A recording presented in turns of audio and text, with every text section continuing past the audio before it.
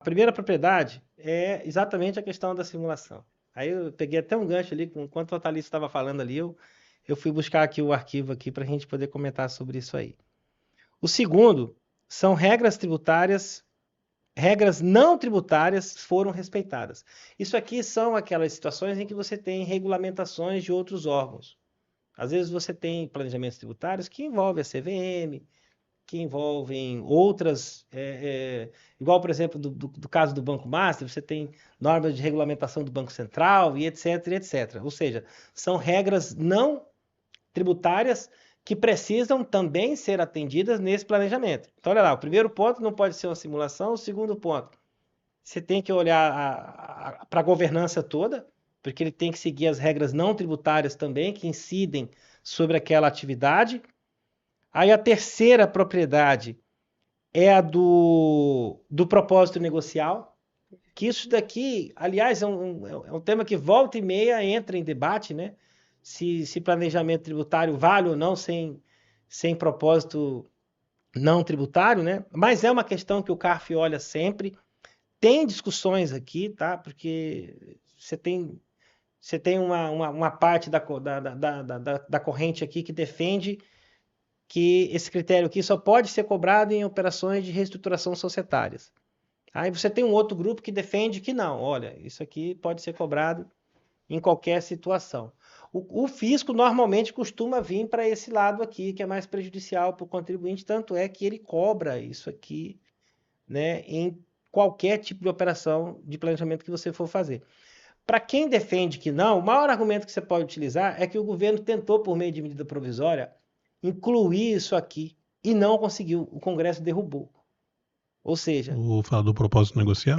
o governo tentou incluir isso aqui, tá, por meio de medida provisória e perdeu. O Congresso não aprovou. Ou seja, se vocês quisessem que isso aqui fosse requisito objetivo, né, para ser analisado no momento do planejamento tributário, isso aqui tinha que estar previsto em lei, até porque o ato administrativo, né, o ato de lançamento do tributo é ato vinculado.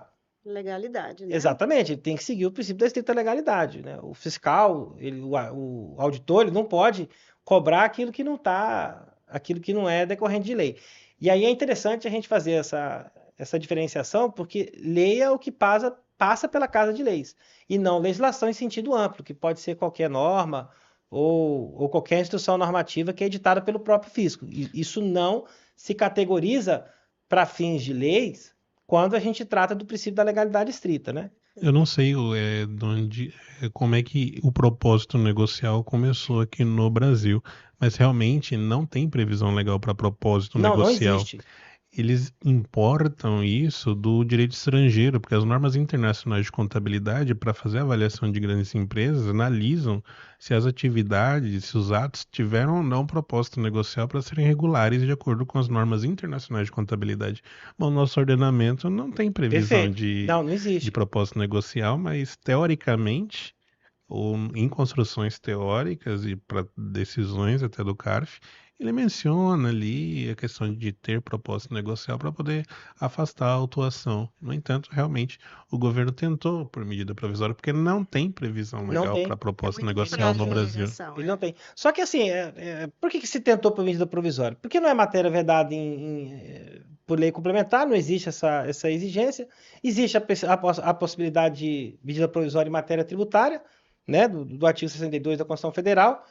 Só que o que importa para a gente na prática é que o Congresso Nacional não aprovou. No momento que ele não aprovou, né, a medida provisória caducou. E aí, só para a gente finalizar essa parte aqui das propriedades aqui do planejamento, aí você tem um intervalo temporal. Esse intervalo temporal é porque o que acontece? A maior parte das fraudes que são fiscalizadas pelo fisco, existe um intervalo intertemporal muito pequeno.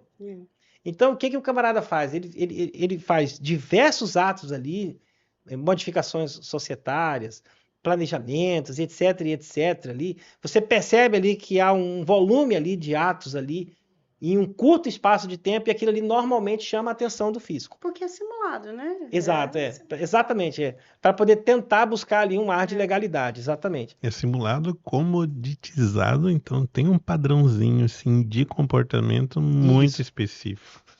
E a outra, que aí é diretamente aqui, né, para o tema nosso, que é a transação feita com partes não relacionadas. Aí é exatamente o ponto ali, porque essas operações que envolvem pais e filhos, né, irmãos, parentes, esse tipo de situação aí normalmente também chama muito a atenção do fisco,